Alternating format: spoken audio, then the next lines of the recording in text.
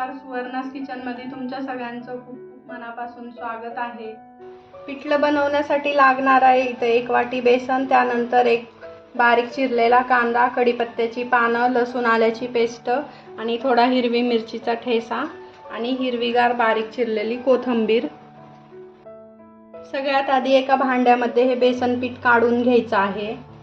त्यानंतर यामध्ये पाणी टाकायचं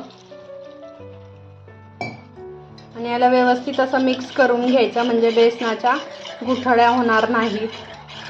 आणखीन थोडंसं यामध्ये पाणी टाकून घ्यायचं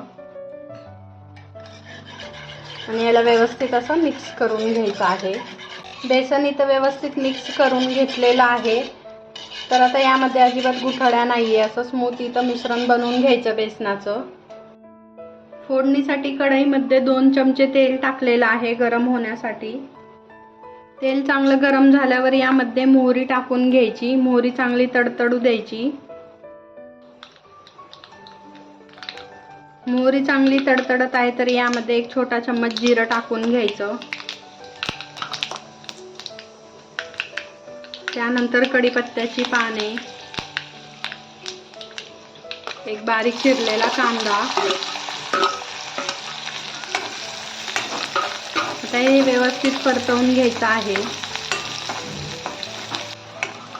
कांदा थोडा परतल्यानंतर यामध्ये लसूण आल्याची पेस्ट टाकून घ्यायची। याला पण व्यवस्थित चांगलं परतून घ्यायचं आहे।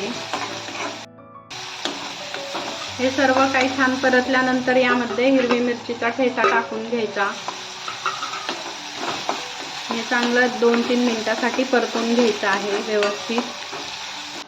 आता हे सर्व काही व्यवस्थित परतलं गेलं आहे तर यामध्ये थोडी हळद टाकून घ्यायची। तर थोडी हळद टाकल्यानंतर याला व्यवस्थित असं मिक्स करून घ्यायचं।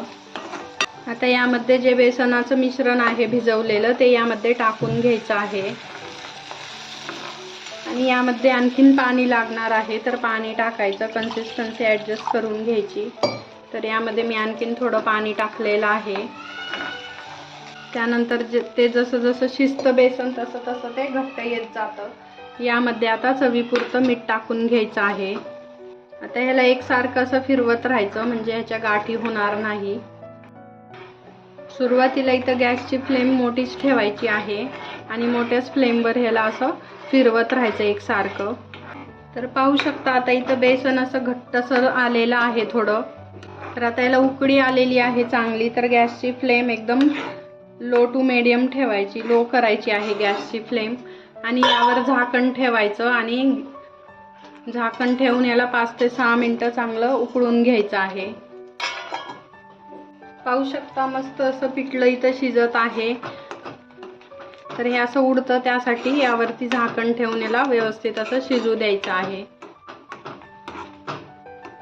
यावर आता वरून कोथिंबीर टाकून घ्यायची आणि परत एकदा याला व्यवस्थित असं मिक्स करायचं आहे।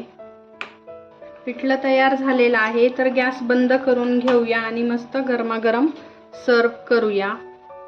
गरम गरम पिठलं आणि भाकरी मस्त अशी लागते। तर आता यावरती वरून तेल टाकायचं आहे थोडंसं पिठल्यावरती आणि हे भाकरी सोबत मस्त खायचं। गरम गरम पिठलं भाकर खूप छान लागते। तर तुम्हाला माझी रेसिपी आवडली असेल तर लाईक करा, शेअर करा।